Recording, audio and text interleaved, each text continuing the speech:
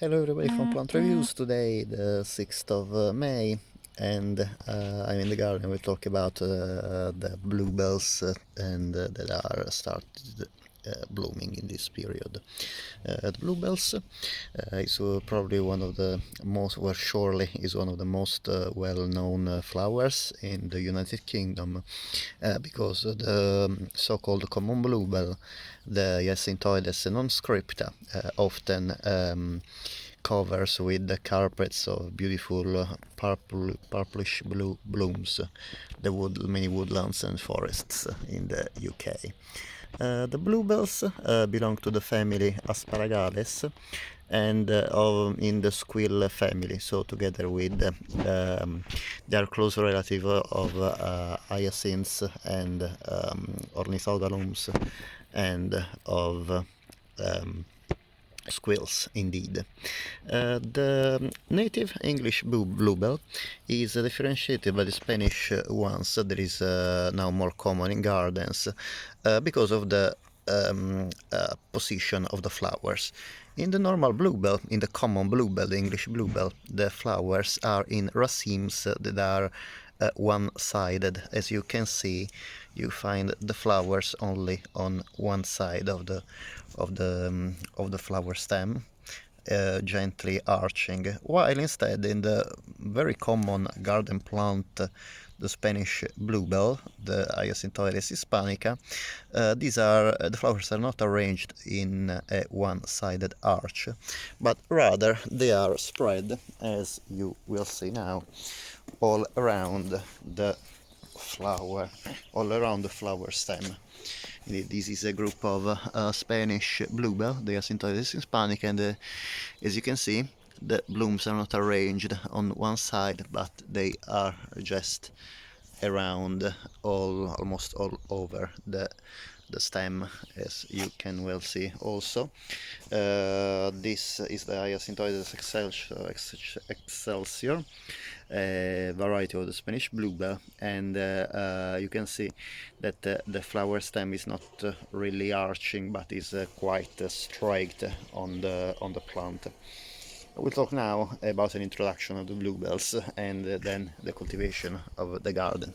So I already talked about the family that they belong, the Asparagales, and they are differentiated by the squills and ornithogalums by the fact that the Hyacinthoides has two small bracts. You see, the bracts are these two small purplish, kind of purplish leaf at the base of the flower. This differentiates the bluebells from other members of the squill family. So there are about 11 species of in the genus Hyacinthoides, and they mostly come from the Mediterranean area, except one, the English bluebell, that I presented at the start of the video. And it is estimated that the UK has about 25 or 50% actually of the common bluebell population of the world. As I said, they are very common in woodlands, and is a really beautiful sight this period if you go walk in forests or woodlands for your exercise, one day exercise time during this unfortunate lockdown due to the COVID-19 outbreak, to see these beautiful carpets of bluebells. So if you do, please remember to keep a safe distance from the other people. The Hyacinthoides non-scripta is found in the northwest of Spain, France, Belgium, but especially, as I said, in the British Isles. It's a perennial bulbous plant, and the bulbs can be bogged and planted in autumn, and they will bloom in this period, so mid-spring. They grow well in pots, as you can see, but also grows very well, as you can see, in the garden. I planted some here in my woodland garden together with other shade-loving plants like the Centra spectabilis and actually Lamprocaprino spectabilis ferns. and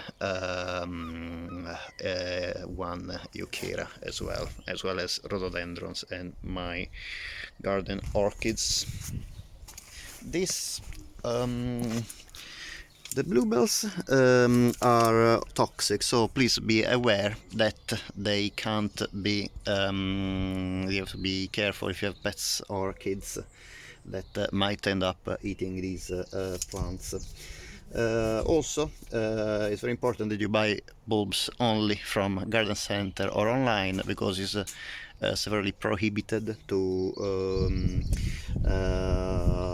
dig them up in woodlands and to sell them. Indeed, people can be fined up to £5,000 per bulb collected, and this because this is a species that in UK is protected by the Wildlife and Countryside Act 1981. The bulbs, when you plant them, will produce, obviously start the leaves first, about 3-6 linear leaves, as you can see here. They are quite tall in this variety of Hyacinthoides hispanica. In the English bluebells they are a bit smaller. They can be however, they're very similar in shape, so those strap leaves, and they grow from the base of the plant. The color is very green, both in the Spanish bluebell as this one and in the English one. They produce the English bluebells produce usually 5 to 12 flowers on a flower stem, and stems up to 50 centimeters tall, usually much smaller. The Hyacinthoides hispanic, as I said, can be taller, especially some varieties, and as I said, this is the Excelsior. It is in a pot, and the flower stem actually still just 40-45 centimeters. However, my English bluebells in the garden have flower stems of just about 15-20 centimeters.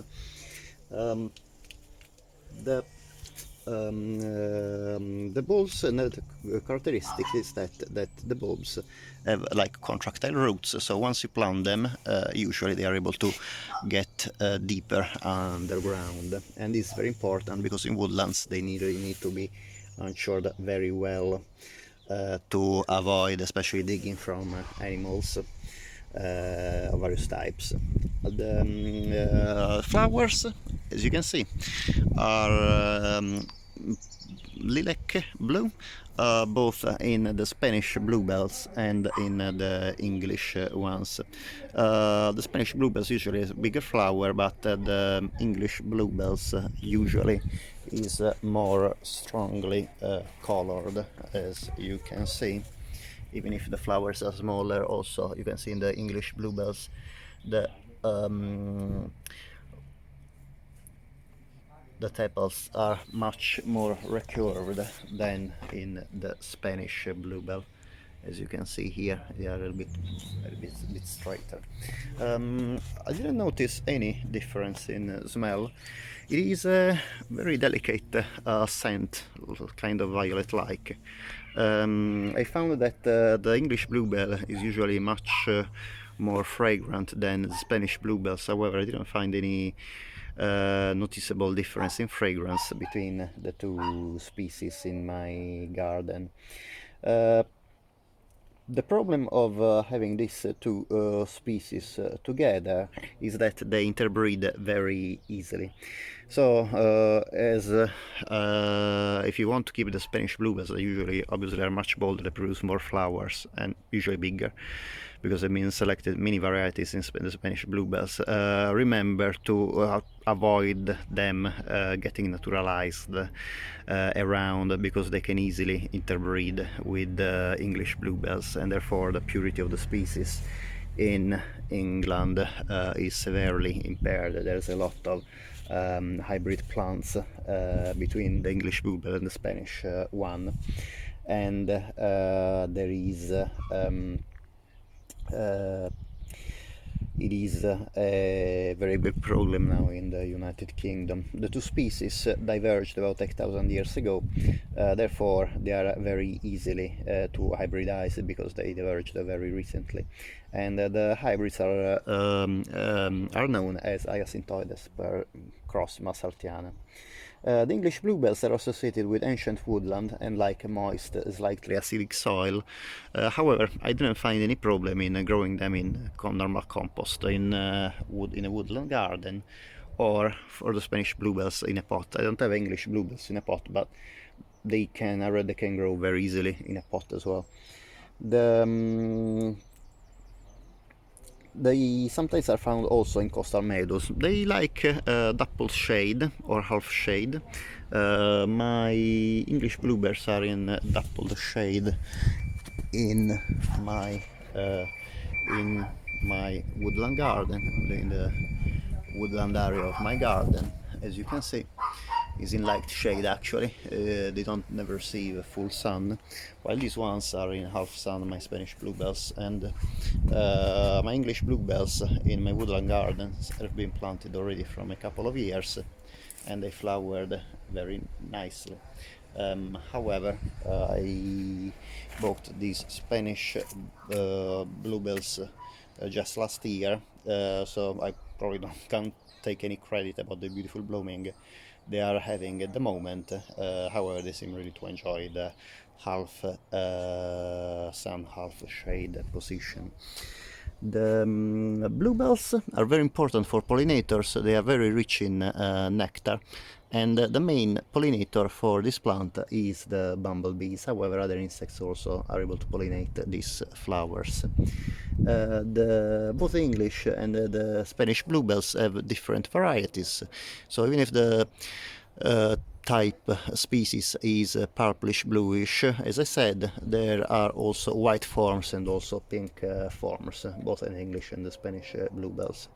Another thing, the English bluebell is one of the favorite flowers in the UK, and the stylized bluebell is the logo of the Botanical Society of Britain and Ireland.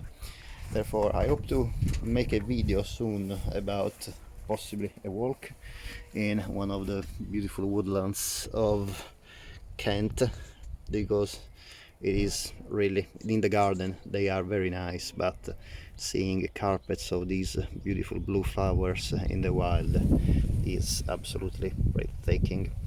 I hope you enjoyed the video, and I'll see you next time with another beautiful species of flower to talk about. Bye.